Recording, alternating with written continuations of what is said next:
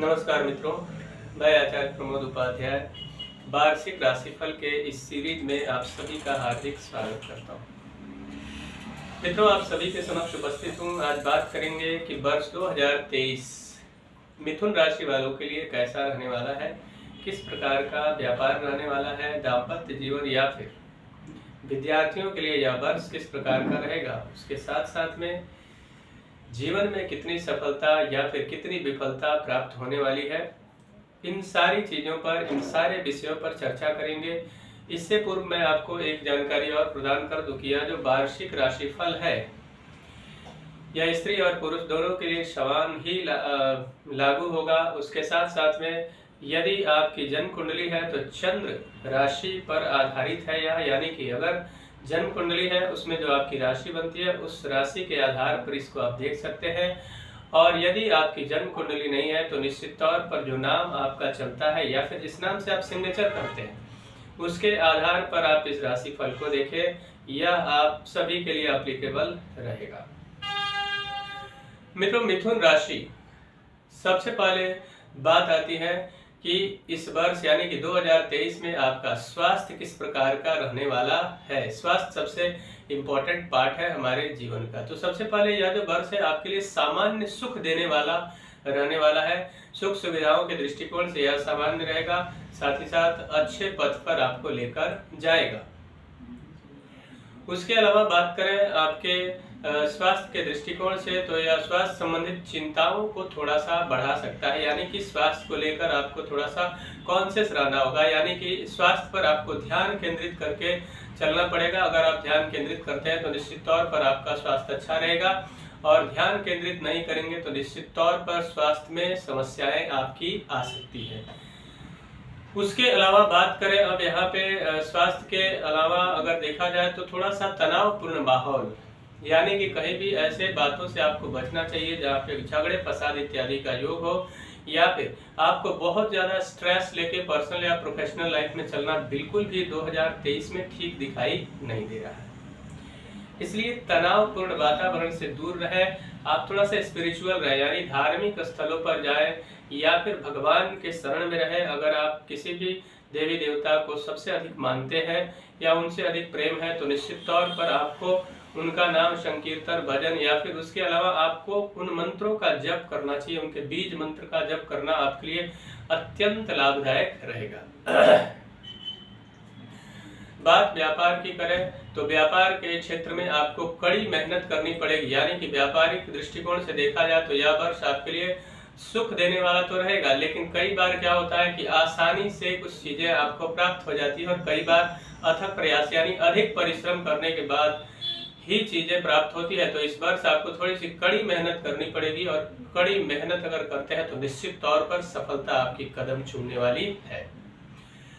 बात करें भवन और वाहन की, यानी कि घर और गाड़ी, इससे जुड़े हुए अगर आप प्लानिंग कर रहे थे 2022 में और वह प्लान आपका सक्सेस नहीं हो पा रहा था किसी कारणवश, इस पे आपका खर्च अधिक हो सकता है। यानी कि क्रय विक्रय, यानी कोई चीज अगर आप बेचना चाहते हैं या फिर खरीदना चाहते हैं, स्पेशली खरीदना चाहते हैं, अगर कोई मकान है या फिर जमीन है तो निश्चित तौर पर आप खरीदने में सफल होंगे, लेकिन आप अपने बजट को ध्यान में रखते हुए ही कार्य करें, अन्यथा आप उस पर अधिक पैसा लगा देंगे जो आपके जीवन में आपकी लायबिलिटी को और अधिक बढ़ा देगा, जिससे आपकी चिंताएं अधिक बढ़ सकती है।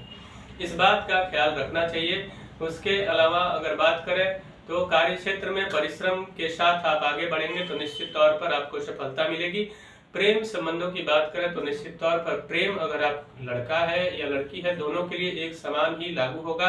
अगर आप प्रेम करते हैं तो निश्चित तौर पर, और आप अपने घर वालों को ये बात नहीं बता पा रहे हैं या फिर विवाह की प्लानिंग आपके मन में चल रही थी, बार बार विचारधाराएं उत्पन्न हो रही थी, तो आप अगर चाहते हैं कि यह प्रेम विवाह में परिवर्तित हो जाए तो निश्चित तौर पर अपने परिवार के सदस्यों से आप इसकी चर्चा करें, और साल का अंत आते आते निश्चित तौर पर आपके परिवार वाले भी आपके साथ सहमति जताएंगे और विवाह के बंधन में आप बंध जाएंगे, यानी सहमति प्राप्त हो जाएगी। अब इसके अलावा अगर बात करते हैं आप कार्य क्षेत्र में तो सहयोगियों के साथ आप तालमेल बनाए रखें, तालमेल बनाकर रखेंगे तो निश्चित तौर पर आपके लिए समय अच्छा रहेगा। वैवाहिक जीवन की बात करें यानी कि मैरिड लाइफ में कहीं ना कहीं अगर आपके समस्याएं आ रही है, निश्चित तौर पर पति पत्नी के बीच कम्युनिकेशंस का समस्या हो रहा है, लगातार म्यूचुअल अंडरस्टैंडिंग से रिलेटेड प्रॉब्लम हो रहा है, तो निश्चित तौर पर आप दोनों को उस समस्या को बैठकर सुलझाने का प्रयास करना चाहिए। अगर आप सुलझाने का प्रयास करते हैं तो निश्चित तौर पर आपका भविष्य उज्जवल रहने वाला है, अन्यथा मामला सेपरेशन तक भी जा सकता है। अब बात करते हैं कि शिक्षा के क्षेत्र में कैसा रहेगा विद्यार्थियों के लिए। विद्यार्थियों को थोड़ी सी कड़ी मेहनत इस वर्ष करनी पड़ सकती है। अगर कड़ी मेहनत करेंगे तो ही आपका रिजल्ट अच्छा आएगा। अगर आप चाहते हैं कि रिजल्ट अच्छा आए, यानी कि जो वार्षिक परीक्षाएं होती है उसमें आप चाहते हैं कि मेरा बहुत ही बढ़िया वर्षफल रहे, तो निश्चित तौर पर आपको कड़ी मेहनत के साथ आगे बढ़ना होगा। कई बार आसानी से चीज़ें आपके लिए फेवरेबल हो जाती है, लेकिन इस वर्ष कड़ा मेहनत ही रंग लाएगा और आपको अच्छा रिजल्ट देगा। अगर आप किसी प्रकार का कंपटीशन में भाग ले रहे हैं और वहाँ पे भी आप विजय प्राप्त करना चाहते हैं, यानी कि उसको आप उत्तीर्ण करना चाहते हैं और अच्छा रिजल्ट प्राप्त करके आप किसी नौकरी को प्राप्त करना चाहते हैं, तो निश्चित तौर पर आपको मेहनत के साथ आगे बढ़ना। नौकरी पेशा वालों के लिए, जो लोग नौकरी करते हैं और उसमें प्रमोशन की स्थिति नहीं बन पा रही है, तो आप अपने बॉस और साथ साथ में कलीग के साथ अच्छी बॉन्डिंग बनाकर रखें। निश्चित तौर पर आपको अंततः प्रमोशन का सुंदर योग बनता हुआ दिखाई दे रहा है। अब बात करें आपके जीवन के अंदर शेयर बाजार की। बहुत सारे लोग शेयर मार्केट इत्यादि में पैसा लगाते हैं, तो शेयर बाजार, लॉटरी इत्यादि में तो निश्चित तौर पर इस वर्ष सोच समझकर अगर आप निवेश करते हैं और थोड़ा सा लंबे समय तक के लिए छोड़ते हैं तो यह सौदा आपके लिए बहुत फायदे का हो सकता है। सिर्फ इतना ध्यान रखने की आवश्यकता है कि इस कार्य में जल्दबाजी दिखाना आपके लिए नुकसान का सौदा हो सकता है। माता पिता को कुछ तीर्थ यात्रा करने का सुंदर और शुभ अवसर प्राप्त हो सकता है, इस बात का विशेष ख्याल रखने की आवश्यकता है। और कोई काम अगर आपका रुका हुआ है बहुत समय से, चाहे वो केस मुकदमा से रिलेटेड हो या कहीं आपका पैसा फंसा हुआ हो और उसकी उम्मीद आपने छोड़ दी है, तो निश्चित तौर पर इस वर्ष उसके मिलने के आसार या फिर वहाँ जीत हासिल होने के जो आसार है वो बहुत सुंदर नजर आ रहे हैं। वर्ष के अंत तक आप कहीं ना कहीं वहाँ जीत प्राप्त करने में कामयाब हो जाएंगे। शत्रु पक्ष से आपको लगातार परेशान करने का प्रयास किया जाएगा, लेकिन निश्चित तौर पर शत्रु पराजित होगा, जीत अंततः आपकी ही होगी। मित्रों, इस वर्ष सावधानी बरतना भी आपके लिए बहुत आवश्यक है। कुछ महीनों में, तो वह महीने कौन से होंगे आपको मैं जानकारी प्रदान कर देता हूँ। फरवरी का महीना और साथ में अगस्त का महीना और उसके अलावा अक्टूबर का महीना, इन 3 महीनों में अगर आप सावधानी बरतते हुए आगे बढ़ते हैं तो निश्चित तौर पर यह वर्ष आपके लिए बहुत ही सक्सेसफुल रहेगा, यानी सफल रहेगा। मित्रों, इस वर्ष में आने वाली समस्याओं को अगर आप चाहते हैं कि आप उन समस्याओं से बचें और उसके साथ साथ में पूर्ण सफल हो, तो इसके लिए आपको भगवान गणेश की उपासना करनी चाहिए। ओम गं गणपतये नमः मंत्र का जप करना चाहिए। साथ ही बुधवार के दिन भगवान गणेश को दूर्वा समर्पित करके 21 बार कम से कम ओम गं गणपतये नमः मंत्र का जाप करना चाहिए। उसके अलावा बुधवार के दिन प्रयास करें हरे मूंग का दान करना भी आपके लिए अत्यंत लाभदायक रहेगा, या फिर हरा मूंग बुधवार के दिन शिवलिंग पर ले जाकर समर्पित करें। इससे भी भगवान शिव की विशेष कृपा होगी और आपका यह वर्ष अच्छा रहेगा।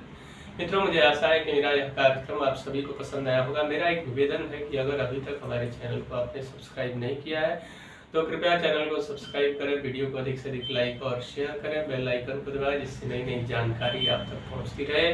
तब तक के लिए इजाजत दीजिए।